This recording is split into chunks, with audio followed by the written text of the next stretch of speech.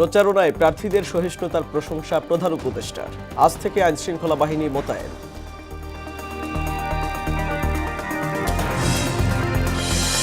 নির্বাচন নিয়ে ষড়যন্ত্র হলে দেয়া হবে দাঁত ভাঙা জবাব, হুঁশিয়ারি তারেকের। জনগণের সম্পদে হাত দিলে কাউকেই ছাড় নয় বললেন জামায়াত আমির। নির্বাচনের জোয়ারে ভাসছে দেশ, ভোটারদের মন জয়ে বিরামহীন প্রচারণা, প্রত্যাশা অনুযায়ী দিচ্ছেন প্রতিশ্রুতি।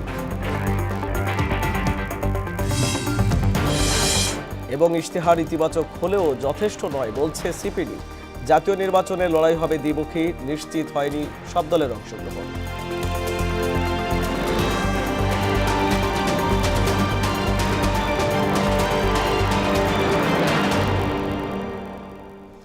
আসসালামু আলাইকুম, স্বাগত মোহনা সংবাদে। এতক্ষণ শুনছিলেন শিরোনাম, পুরো সংবাদের সঙ্গে আছি আমি আরিফুল ইসলাম। নির্বাচন ঘিরে প্রচারণায় প্রার্থীদের সহিষ্ণুতার প্রশংসার পাশাপাশি নির্বাচনের প্রস্তুতি পর্ব নিয়ে সন্তোষ প্রকাশ করেছেন প্রধান উপদেষ্টা ডক্টর মোহাম্মদ ইউনূস। শনিবার রাতে প্রধান উপদেষ্টার বাসভবন যমুনায় এক সংবাদ সম্মেলনে এ তথ্য জানিয়েছেন প্রেস সচিব শফিকুল আলম। প্রেস সচিব জানান, প্রধান উপদেষ্টা বলেছেন, উৎসবমুখর পরিবেশে নির্বাচনের প্রচারণা চলছে। ভোট যেন সুষ্ঠু হয় সেটাই এখন বড় চ্যালেঞ্জ। শফিকুল আলম জানান, সুষ্ঠু ভোট নিশ্চিতে ইতিমধ্যে 80% কেন্দ্রে সিসি ক্যামেরা বসানো হয়েছে। নিরাপত্তায় প্রায় 9 লাখ আইনশৃঙ্খলা বাহিনীর সদস্য থাকবে। রোববার থেকে মাঠ পর্যায়ে আনসার বাহিনী মোতায়েন করা হবে। উৎসাহ, উদ্দীপনা, শান্তিপূর্ণ ও সৌহার্দ্যপূর্ণ পরিবেশে নির্বাচনের প্রচারণা চলছে। উনি বলছেন, কেউ কারো বিরুদ্ধে ত্রুটি কটু কথা কেউ বলছেন না, কোনো অভদ্র আচরণও হচ্ছে না, আমাদের অভদ্র কথাও হচ্ছে না। আমাদের রাজনীতিক ইতিহাস ও সংস্কৃতির জন্য এটি খুবই ইতিবাচক পরিবর্তন।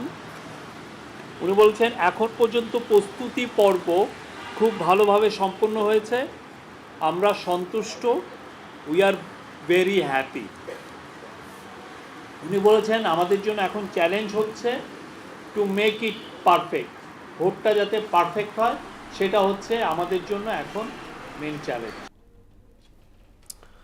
ক্ষমতায় গেলে তিস্তা মহাপরিকল্পনা বাস্তবায়ন করার প্রতিশ্রুতি দিলেন বিএনপি চেয়ারম্যান তারেক রহমান। শনিবার দুপুরে নীলফামারীতে জনসভায় অংশ নিয়ে তিনি বলেন, কর্মসংস্থান বাড়াতে প্রশিক্ষণ কেন্দ্র গড়ে তোলা হবে। এর আগে ঠাকুরগাঁওয়ে সমাবেশে বিএনপি চেয়ারম্যান বলেন, এবারের নির্বাচনের মাধ্যমে দেশের মানুষ হারিয়ে যাওয়া অধিকার ফিরে পাবে। প্রতিনিধিদের তথ্যে তাহসিন তারিনের প্রতিবেদন। জাতীয় নির্বাচনের আগে শেষবারের মতো রাজধানীর বাইরে শনিবার ঠাকুরগাঁও, নীলফামারী ও দিনাজপুরে নির্বাচনী সমাবেশে অংশ নেন বিএনপি চেয়ারম্যান তারেক রহমান। তার আগমন ঘিরে জনসমুদ্রে পরিণত হয় সমাবেশস্থল। দিনাজপুরে নির্বাচনী জনসভায় অংশ নিয়ে তারেক রহমান বলেন, এই অঞ্চলের উৎপাদিত কৃষিপণ্য বিদেশে রপ্তানির উদ্যোগ নেবে বিএনপি। জগৎ বিখ্যাত এলাকার কাঠারিভোগ চাল, এই চালকে আমরা পৃথিবীর আনাচে কানাচে রপ্তানির মাধ্যমে পৌঁছে দিতে চাই। আপনারা কি চান? ইনশাআল্লাহ আমরা সেই কারখানা এখানে তৈরি করতে চাই। এর আগে দুপুরে নীলফামারীতে জনসভায় অংশ নেন তারেক রহমান। এই সময় তিনি বলেন, বিএনপি ক্ষমতায় গেলে তিস্তা ব্যারেজের কাজ দ্রুত সময়ের মধ্যে শুরু করা হবে। আগামী বিএনপি সরকারের অন্যতম প্রধান কাজ হবে যত দ্রুত সম্ভব এই তিস্তা ব্যারেজ মহাপরিকল্পনার কাজ শুরু করা। আগামী 12 ফেব্রুয়ারি নির্বাচন নিয়ে ষড়যন্ত্র হলে দাঁত ভাঙা জবাব দেওয়া হবে বলেও হুঁশিয়ারি দেন বিএনপি চেয়ারম্যান তারেক রহমান। আজকে আমি দ্ব্যর্থহীন কণ্ঠে পরিষ্কার ভাবে বলে দিতে চাই, বাংলাদেশের কোন ভোটারকে যারা ভয় দেখাবে, যারা তাদেরকে বিভ্রান্ত করার চেষ্টা করবে, ইনশাআল্লাহ কারো সাথে যদি অন্যায় হয়ে থাকে আমরা সেই ব্যবস্থা গ্রহণ করব অন্যায়কারীর বিরুদ্ধে। সকালে ঠাকুরগাঁওয়ে নির্বাচনী জনসভায় যোগ দিয়ে পঞ্চগড় ও ঠাকুরগাঁওয়ে চিনিকল, তাঁতশিল্প গড়ে তোলা এবং মেডিকেল কলেজ ও বিশ্ববিদ্যালয় স্থাপনের প্রতিশ্রুতি দেন তিনি। কৃষির সাথে সম্পর্কিত যত শিল্প আছে সেই সকল শিল্প কলকারখানা আমরা এই সমগ্র এলাকার মধ্যে গড়ে তুলতে চাই। বিএনপির চেয়ারম্যান আরো বলেন, ধর্ম নিয়ে কাউকে বিচার করা হবে না। বিএনপি ক্ষমতায় গেলে যত দ্রুত সম্ভব ঠাকুরগাঁও এয়ারপোর্ট চালু করা হবে। বিএনপি আগামী 12 তারিখে নির্বাচনে সরকার গঠন হলে যত দ্রুত সম্ভব আমরা এই এলাকার এয়ারপোর্ট ইনশাল্লাহ চালু করব। এই সময় ঠাকুরগাঁওয়ের 3টি আসনের বিএনপির প্রার্থীদের পরিচয় করিয়ে দেশবাসীকে ধানের শীষে ভোট দেওয়ার আহ্বান জানান তারেক রহমান। আমি কি এই মানুষগুলোকে আপনাদের হাতে দিয়ে যেতে পারি? ইনশাআল্লাহ। তাহসিন তারিন, মোহনা সংবাদ। বিএনপির ইশতেহারকে ভেঙে পড়া রাষ্ট্র ব্যবস্থার পুনর্গঠনে একটি পূর্ণাঙ্গ পরিকল্পনা হিসেবে উল্লেখ করেছেন দলটির নির্বাচন পরিচালনা কমিটির মুখপাত্র মাহদি আমিন। আর বিএনপির রাষ্ট্র পরিচালনার দায়িত্ব পেলে কড়াইল বস্তিবাসীদের আবাসনের ব্যবস্থা করার কথা বলেন চেয়ারপারসনের উপদেষ্টা আমানুল্লাহ আমান। শনিবার রাজধানীতে আলাদা অনুষ্ঠানে তারা এসব কথা বলেন। তানজিদ ভুঁইয়ার প্রতিবেদন।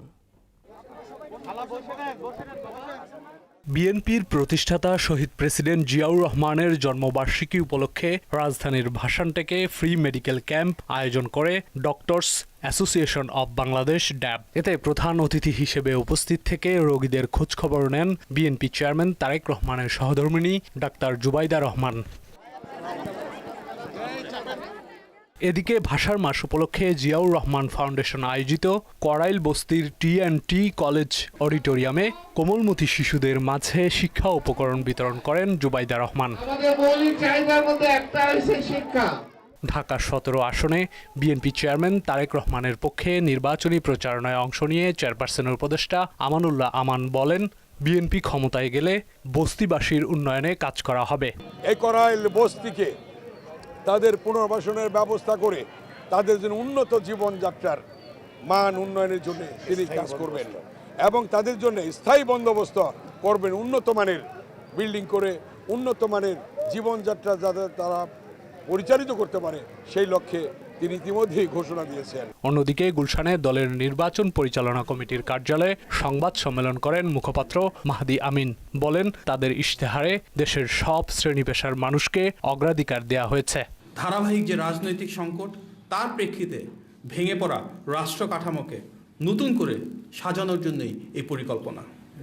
বিএনপির প্রতিষ্ঠাতা শহীদ প্রেসিডেন্ট জিয়াউর রহমানের ঐতিহাসিক 19 দফা, দেশনেত্রী বেগম খালেদা জিয়ার ভিশন 2030 এবং জনাব তারেক রহমানের ঘোষিত 27 দফা ও 31 দফার ধারাবাহিকতা এবং সমাজের সকল শ্রেণীর ও পেশার মানুষের মতামতের উপর ভিত্তি করে সার্বিক সমন্বয়ে প্রণীত এই ইশতেহার রাষ্ট্র ব্যবস্থা সংস্কার, বৈষম্যহীন উন্নয়ন, অর্থনৈতিক পুনর্গঠন এবং জাতীয় সংহতিকে সর্বোচ্চ গুরুত্ব দিয়েছে। একটি রাজনৈতিক দল পরিকল্পিতভাবে নির্বাচন নিয়ে কারসাজির চেষ্টা করছে বলেও অভিযোগ করেন মাহদি আমিন। লক্ষ্মীপুরে ভোটে ব্যবহারের জন্য অবৈধ সিল উদ্ধারের ঘটনায় একটি প্রিন্টিং প্রেসের মালিক গ্রেফতার হয়ে আদালতে স্বীকারোক্তিমূলক জবানবন্দিতে বলেছেন যে জামাত ইসলামের একজন নেতার নির্দেশেই এসব সিল তৈরি করা হয়েছে। তানজিদ ভুঁইয়া, মোহনা সংবাদ, ঢাকা। তার হোয়াটসঅ্যাপে নির্বাচিত হলে জনপ্রতিনিধি ও তাদের পরিবারের আয় ব্যয়ের হিসাব জনসমক্ষে প্রকাশ করবে জামায়াতে ইসলামী। এমন প্রতিশ্রুতি দিয়ে দলটির আমির ডাক্তার শফিকুর রহমান বলেন, জনগণের সম্পদে হাত দিলে কাউকে ছাড় দেওয়া হবে না। শনিবার দুপুরে হবিগঞ্জের জনসভায় এসব কথা বলেন তিনি। এদিকে মৌলভীবাজারের সমাবেশে কর্মসংস্থান সহ বিভিন্ন ক্ষেত্রে নারীর নিরাপত্তা নিশ্চিতের কথা বলেন জামায়াত আমির। প্রতিনিধিদের তথ্যে আরও জানাচ্ছেন মাহমুদা আক্তার। প্রচারণার শেষ ভাগে এসে সিলেট সফর করেন জামায়াতে ইসলামীর আমির ডাক্তার শফিকুর রহমান। সেখানে 3 জেলায় সমাবেশ করেন তিনি। মৌলভীবাজারের জনসভায় ডাক্তার শফিকুর রহমান বলেন, দেশ পরিচালনার দায়িত্ব পেলে সিলেট ওসমানী বিমানবন্দরের আধুনিকায়ন করা হবে। বিশ্বের যেখানে যেখানে বিমানের ফ্লাইট নাই, গুরুত্ব বিবেচনা অগ্রাধিকারের ভিত্তিতে সেখানে ফ্লাইট চালু হবে ইনশাআল্লাহ। ক্ষমতায় গেলে কর্মসংস্থান সহ বিভিন্ন ক্ষেত্রে নারীদের নিরাপত্তা নিশ্চিতের অঙ্গীকার করেন তিনি। আমরা চাই না শুধু রাজার ছেলে রাজা হবে, রানীর মেয়ে রানী হবে। আমরা চাই আমার একজন শ্রমিক ভাই কিংবা বোনের মেধাবী সন্তান যদি থাকে, রাষ্ট্র তার মেধা বিকাশের দায়িত্ব নেবে এবং সে একদিন বাংলাদেশের প্রধানমন্ত্রী হবে ইনশাআল্লাহ। এর আগে হবিগঞ্জের নিউফিল্ড মাঠে জামায়াতের নির্বাচনী জনসভায় জামায়াত আমির বলেন, ক্ষমতায় গেলে দলের সংসদ সদস্যরা বিনা ট্যাক্সের গাড়ি নেবে না। কোন প্লট অত্যন্ত স্বল্প মূল্যে যেটা এমপি মন্ত্রীদেরকে দেওয়া হয় সেই প্লট আমরা নেব না। বিনা ট্যাক্সের গাড়ি আমরা কিনবো না। তৌফিক তাকে ট্যাক্স দিয়ে গাড়ি কিনবো, না তাকে রিক্সা চড়বো, এইটাও যদি না তাকে পায়ে আনবো, কিন্তু জনগণের তহবিলের অপব্যবহার করব না। দলের নির্বাচিত জনপ্রতিনিধি ও তাদের পরিবারের আয় ব্যয়ের হিসাব নিকাশ করার কথাও বলেন তিনি। আমাদের যারা নির্বাচিত হবেন আল্লাহ তাআলার মেহেরবানিতে এবং আপনাদের দোয়া ভালোবাসা বুঝে তারা প্রতি বছর একবার জনগণের সামনে তাদের আয় ব্যয়ের হিসাব প্রকাশ করতে বাধ্য হবেন। শুধু নির্বাচিত প্রতিনিধি নন, তার পরিবারের প্রত্যেক সদস্যের আয় ব্যয়ের হিসাব দিতে হবে। জনসভা শেষে মঞ্চে জামায়াতের প্রার্থীদের পরিচয় করে দিয়ে দেশবাসীকে দাঁড়িপাল্লায় ভোট দেওয়ার আহ্বান জানান ডাক্তার শফিকুর রহমান। গণপরিবহন রিক্সা তুলে দিচ্ছে, রিক্সা সম্মানের সাথে বিজয়ী হয়ে আসুক। প্রত্যেকটা সিট এবং প্রত্যেকটা ভোট 12 তারিখ গুরুত্বপূর্ণ। মাহমুদা আক্তার, মোহনা সংবাদ। ভাই যেন দেশ জুড়ে জমে উঠেছে নির্বাচনী প্রচারণা। ভোটারদের মন জয়ে জনসংযোগ ও পথসভার পাশাপাশি দাঁড়ে দাঁড়ে যাচ্ছেন প্রার্থীরা, শুনছেন সাধারণ মানুষের প্রত্যাশার কথা, দিচ্ছেন নানা প্রতিশ্রুতি। প্রতিনিধিদের তথ্যে নাহিদ সিরাজি নিম্মির প্রতিবেদন। জাতীয় সংসদ নির্বাচন ঘিরে নাটোর 4 আসনে বিএনপির প্রার্থী আব্দুল আজিজের পক্ষ থেকে নির্বাচনী গণসংযোগ ও লিফলেট বিতরণ করেছে নাটোরের গুরুদাসপুর পৌর যুবদল। সিরাজগঞ্জ 2 আসনে বিএনপি মনোনীত প্রার্থী ইকবাল হাসান মাহমুদ টুকুর ধানের শীষের পক্ষে গণসংযোগ করেছেন জেলা বিএনপির সাধারণ সম্পাদক সাইদুর রহমান বাচ্চু। এ সময় সিরাজগঞ্জ পৌর শহরের বড়বাজার, মাছবাজার, ভাসানী কলেজ রোড এলাকাসহ বিভিন্ন এলাকায় গণসংযোগ করেন। যশোরে 11 দলীয় ঐক্যজোটের নির্বাচনী পথসভা করেছেন জাতীয় নাগরিক পার্টির দক্ষিণাঞ্চলের মুখ্য সংগঠক হাসনাত আব্দুল্লাহ। একটি দল কেন্দ্র দখলের প্রস্তুতি নিচ্ছে, বিভিন্ন পর্যবেক্ষকের নাম সর্বস্ব প্রতিষ্ঠান খুলে বিভিন্ন ভোট কারচুপির চেষ্টা করছে। একটা দল কেন্দ্র দখলের প্রস্তুতি নিচ্ছে, বিভিন্ন পর্যবেক্ষকের নাম খুলে, নাম সর্বস্ব প্রতিষ্ঠান খুলে বিভিন্ন পর্যবেক্ষকের মধ্য দিয়ে ভোট রিগিং করার চেষ্টা করছে। খুলনা মহানগরীর সদর থানার ডাকবাংলো মোড় এলাকায় নির্বাচনী গণসংযোগ ও ভোটারদের কাছে ভোট প্রার্থনা করেন খুলনা 2 আসনের ইসলামী আন্দোলনের হাতপাখার প্রার্থী মুফতি আমানুল্লাহ। নরসিংদীতে জমে উঠেছে নির্বাচনী প্রচারণা। গ্রাম থেকে শহরে ছুটছে সমর্থক ও প্রার্থীরা। সকাল থেকে সন্ধ্যা পর্যন্ত যাচ্ছে ভোটারের দ্বারে দ্বারে, দিচ্ছে নানা প্রতিশ্রুতি। নওগাঁর মান্দা উপজেলার তেঁতুলিয়া ইউনিয়নে বিএনপির নেতাকর্মীরা ধানের শীষের বিজয় নিশ্চিত করতে নির্বাচনী গণসংযোগ ও পথসভা করছে। টাঙ্গাইল 7 মির্জাপুর আসনের বিএনপির মনোনীত এমপি প্রার্থী আবুল কালাম আজাদ সিদ্দিকী ও জামায়াতের প্রার্থী আব্দুল্লাহ ইবনে আবুল হোসেন এলাকায় গণসংযোগ করেছেন। এ সময় উভয় দলের নেতাকর্মীরা উপস্থিত ছিলেন। নির্বাচনকে সামনে রেখে শেষ মুহূর্তে জমে উঠেছে জয়পুরহাট 2 আসনের নির্বাচনী প্রচারণা। ভোটের আলাপ আলোচনায় মুখর হয়ে উঠেছেন সাধারণ ভোটাররা। তাদের আকৃষ্ট করতে প্রতিদিনই পাল্টে যাচ্ছে প্রার্থীদের প্রচারণা ও জনসংযোগের ধরন। নাটোরের বড়াই গ্রামে বাংলাদেশ জামায়াতে ইসলামীর মনোনীত প্রার্থী মাওলানা মোহাম্মদ আব্দুল হাকিম দাঁড়িপাল্লার হিসেবে 16 দফা ইশতেহার বাস্তবায়নের মাধ্যমে সুশাসন বাস্তবায়নের প্রতিশ্রুতি দেন। নাহিদ সিরাজি নিম্মি, মোহনা সংবাদ। জাতীয় নির্বাচন ঘিরে কুষ্টিয়া ও ঝালকাঠিতে জমে উঠেছে প্রচারণা। নিজেদের বিজয় নিশ্চিতে প্রার্থীরা রাত দিন চষে বেড়াচ্ছেন নির্বাচনী এলাকা। দলীয় ইশতেহারের পাশাপাশি এলাকার উন্নয়নে দিচ্ছেন নানা প্রতিশ্রুতি। যোগ্য প্রার্থী বেছে নিতে অপেক্ষায় আছেন ভোটাররা। প্রতিনিধিদের তথ্যে মিশাল বিনতে আনোয়ারের প্রতিবেদন। নির্বাচনের সময় যতই ঘনিয়ে আসছে, ঝালকাঠিতেও জোরে সোরে বইতে শুরু করেছে নির্বাচনী হাওয়া। 4 উপজেলা, 2 পৌরসভা আর 32টি ইউনিয়ন পরিষদ নিয়ে গঠিত এ জেলায় রয়েছে 2টি সংসদীয় আসন।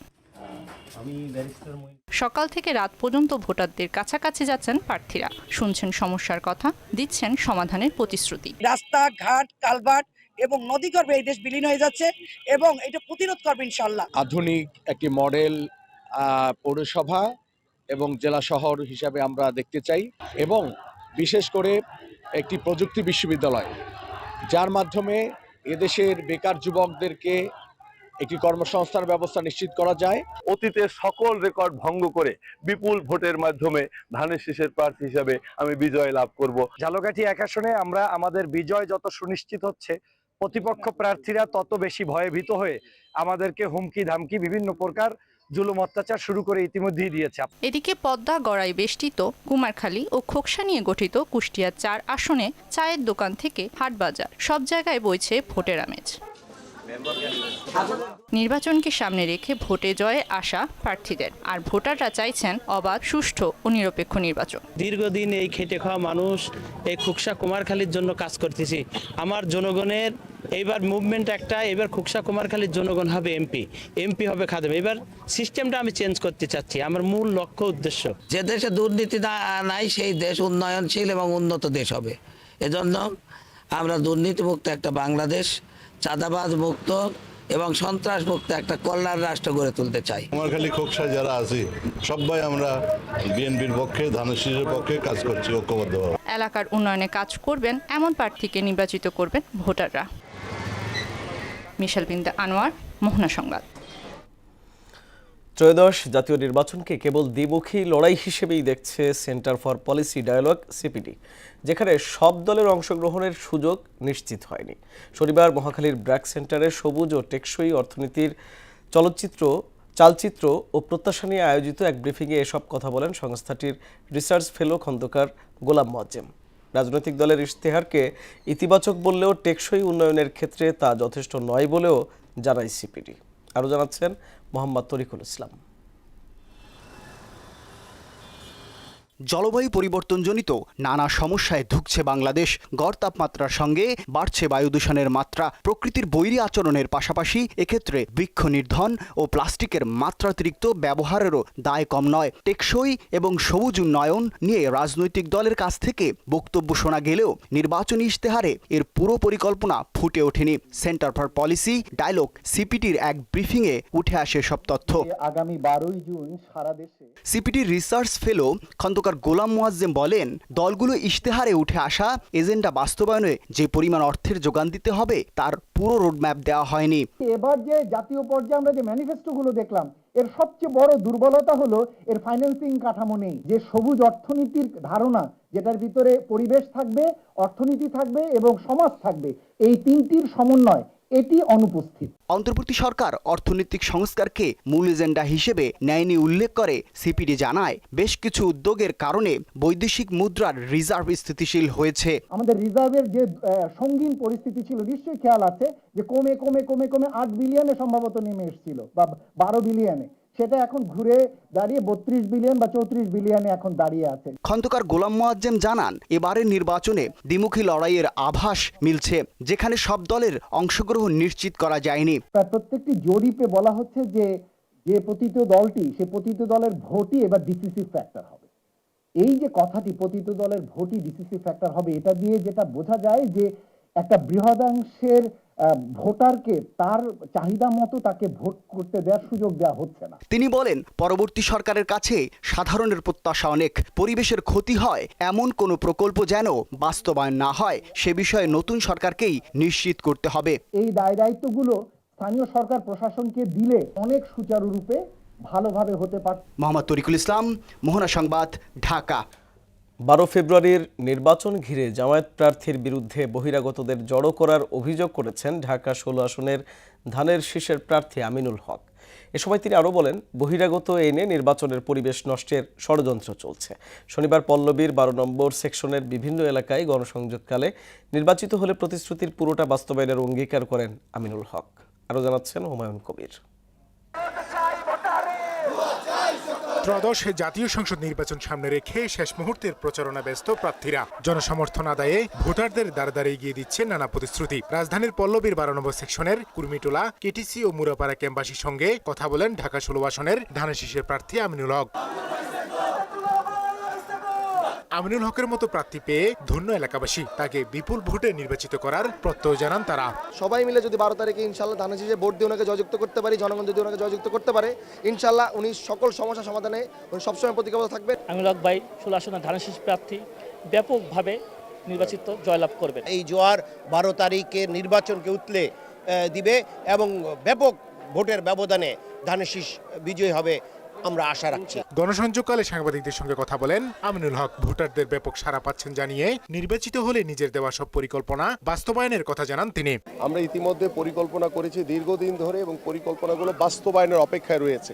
আল্লাহ যদি আমাকে কবুল করে, আমার এই এলাকার সাধারণ মানুষের ভোটে আমি যদি ধানের শীষের প্রতীক নিয়ে নির্বাচিত হতে পারি, ইনশাল্লাহ আমরা যদি সরকার গঠন করতে পারি, প্রত্যেকটি পরিকল্পনা অক্ষরে অক্ষরে বাস্তবায়ন হবে ইনশাল্লাহ। এই সময় প্রতিদ্বন্দ্বী জামাত প্রার্থীর বিরুদ্ধে বহিরাগতদের বিভিন্ন জায়গায় আশ্রয় দেওয়ার অভিযোগ তোলেন আমিনুল হক। জামাতের প্রার্থী তারা কিছু বহিরাগত মানুষজনকে বিভিন্ন জায়গায় এনে ভাড়াটিয়া হিসেবে রেখেছে। সো আমরা সেটা আইডেন্টিফাই করার চেষ্টা করছি তারা কারা। সো আমি আইন শৃঙ্খলা বাহিনীর সাথে ইতিমধ্যে কথা বলেছি, আমার রিটার্নিং অফিসার যিনি রয়েছেন এবং নির্বাচন কমিশনকে বিষয়টা অবগত করেছি। আমরা নিজেরাও খোঁজ করছি যে মানে তারা কারা, যে যারা এখনো বহিরাগত হয়ে জামাতের বিভিন্ন মিছিল মিটিংয়ে তারা করছে এবং তাদেরকে আমরা কেউ চিনি না। বিভিন্ন এলাকার সাধারণ মানুষ তারা এসে আমাকে বলেছে। সো আমরা এটা সার্চ করছি যে তারা কোথায় বসবাস করে, তারা কোথায় ভাড়া নিয়েছে। নির্বাচনের দিন কেউ বিশৃঙ্খলার চেষ্টা করলে জনগণকে সঙ্গে নিয়ে সমুচিত জবাব দেওয়ার হুঁশিয়ারিও দেন ঢাকা 16 আসনের ধানেশীষের কাণ্ডারি আমিনুল হক। যারা কোনো বিশৃঙ্খলা করার চেষ্টা করবে সাধারণ মানুষকে সাথে নিয়ে আমরা দৃঢ়ভাবে সেগুলো দমন করব ইনশাল্লাহ। হুমায়ুন কবির, মোহনা সংবাদ, ঢাকা। উদ্বোধনের 4.5 বছর পার হলেও সচল হয়নি সিরাজগঞ্জ শহরে 12.5 কোটি টাকা ব্যয়ে নির্মিত আধুনিক দোতলা কাঁচা বাজার। বিশ্বব্যাংকের অর্থায়নে নির্মিত বিশাল স্থাপনাটি এখন পরিণত হয়েছে মাদক সেবীদের অভয়ারণ্য। পৌর কর্তৃপক্ষের কঠোর নির্দেশনা না থাকায় এমন অবস্থা দাবি ব্যবসায়ীদের।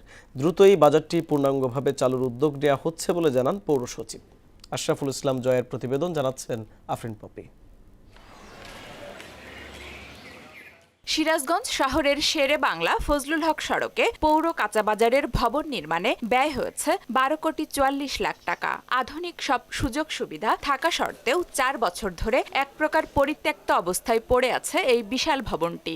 আধুনিক অগ্নি নির্বাপন ব্যবস্থা, সাব স্টেশন ও শীতাতাপ নিয়ন্ত্রিত মাংস বিক্রয় কেন্দ্র থাকলেও রক্ষণাবেক্ষণের অভাবে এখন সব নষ্ট হওয়ার পথে। অভিযোগ উঠেছে রাতে এখানে বসে মাদকের আড্ডা। এই জায়গাটা হয়েছে আপনার বিভিন্ন মাদক সেবী এবং সন্ত্রাসীদের অভয় আশ্রম।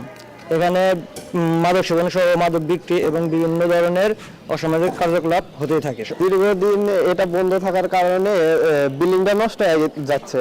লাখ লাখ টাকা দিয়ে জামানত নিলেও ব্যবসায়ীরা পড়েছেন বিপাকে। তাদের অভিযোগ পৌর কর্তৃপক্ষের কঠোর কোনো নির্দেশনা না থাকায় বর্তমানে এই অবস্থা ভবনটির। সিঁড়ির নিচে এখানে অস্থায়ীভাবে করতেছি।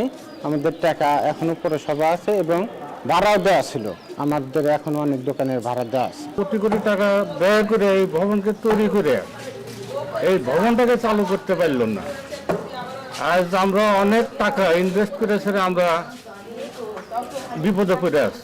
তবে নাগরিক সেবা নিশ্চিতে দ্রুতই বাজারটি পূর্ণাঙ্গভাবে চালুর উদ্যোগ নেওয়া হবে বলে জানান সিরাজগঞ্জ পৌর সচিব রফিকুল ইসলাম। আমরা এটা চালু করার প্রচেষ্টায় রয়েছি। বিএনডিএফ এর ঋণের অর্থ আমরা নিয়মিত কিস্তি প্রদান করার চেষ্টা করে যাচ্ছি। স্বল্প সময়ের মধ্যেই আমরা সিরাজগঞ্জবাসীকে এই কাঁচা বাজার চালুর সুখবর দিতে পারবো।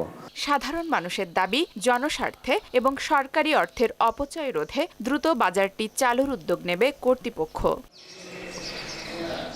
আফরিন পপি, মোহনা সংবাদ। টি-20 বিশ্বকাপ শুরু হলেও এবারের আসরে নেই বাংলাদেশ। আন্তর্জাতিক ক্রিকেটের বড় এই মঞ্চে টাইগারদের অনুপস্থিতি নিয়ে আবেগী বার্তা দেওয়ার পাশাপাশি ক্ষোভও প্রকাশ করেছেন বাংলাদেশ জামায়াতে ইসলামীর আমির ডাক্তার শফিকুর রহমান। শনিবার নিজের ভেরিফাইড ফেসবুক পেজে দেয়া এক পোস্টে বাংলাদেশকে বিশ্বকাপ থেকে পরিকল্পিতভাবে বঞ্চিত করা হয়েছে বলে মন্তব্য করেন তিনি। শেষ করব মোহনা সংবাদ, যাবার আগে জানিয়ে দিব শিরোনামগুলো আরও একবার।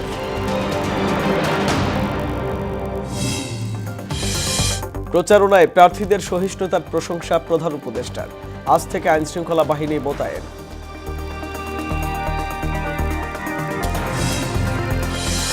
নির্বাচন নিয়ে ষড়যন্ত্র হলে দেয়া হবে দাঁত ভাঙা জবাব, হুঁশিয়ারি তারেকের। জনগণের সম্পদে হাত দিলে কাউকেই ছাড় নয় বললেন জামায়াত আমির। নির্বাচনের জোয়ারে ভাসছে দেশ, ভোটারদের মন জয়ে বিরামহীন প্রচারণা, প্রত্যাশা অনুযায়ী দিচ্ছেন প্রতিশ্রুতি।